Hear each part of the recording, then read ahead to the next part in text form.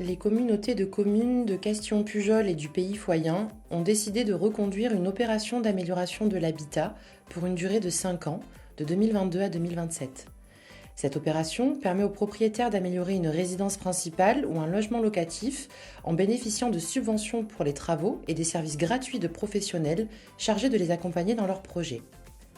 Solia, premier acteur associatif national de l'habitat privé, a été choisi par les communautés de communes pour accompagner les ménages sur le territoire. Son objectif principal est de favoriser l'accès et le maintien dans l'habitat des personnes défavorisées, fragiles et vulnérables.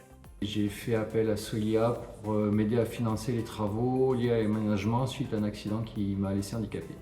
Alors c'était principalement axé sur les sanitaires, sachant que la maison était déjà de plein pied, donc accessible en fauteuil. Mais la salle de bain et les toilettes n'étaient pas accessibles, ainsi que l'entrée de la maison, l'entrée principale de la maison, donc les travaux portés sur cet aménagement-là. Solia m'a accompagné pour monter le dossier de financement, m'a proposé diverses voies de financement dont certaines je n'aurais pas entendu parler sans cela, et m'a aussi fourni l'aide d'un ergothérapeute qui est venu faire une visite à domicile pour cibler les besoins et m'aider à vraiment aménager au mieux possible. Pour ce qui est sanitaire, c'était déjà défini, mais on m'a préconisé notamment une porte à battant spécifique qui permet la rotation du fauteuil, à laquelle j'aurais pas pensé sans ça.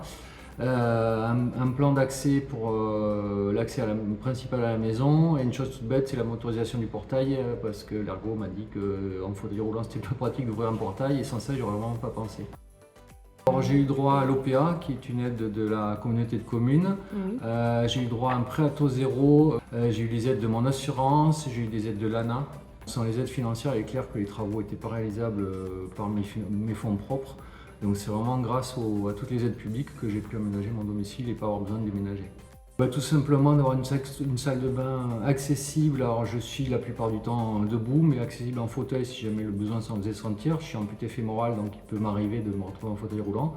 Et surtout sécurisé, parce que de plein pied, avec un siège de douche, une barre qui me permet de m'appuyer dessus pour me lever et accéder au siège de douche. Donc vraiment sans ça, je pouvais accéder à ma salle de bain, mais vraiment sans aucune sécurité. Donc j'ai vraiment gagné en confort quotidien.